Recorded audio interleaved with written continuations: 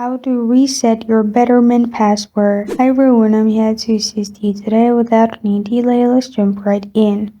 First, open Betterment's website. Here, click on Login at the top right corner of your screen. After you press on Login at the top right, it will lead you to this page. Here, add your email. Then click on Forgot Password at the bottom. Then add your email here again. Press on Send Reset Email. After you've done that, open a new page. In a new page, search Gmail. After you search Gmail, search for Betterment's email. And here, click on it, and after you open the mail, you'll find a reset link. Simply click on it, reset your password, and go to Betterment.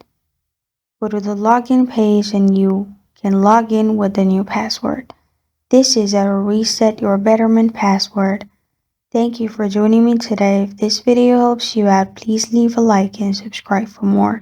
Got a question or want to suggest a topic? Comment below. Thank you for watching.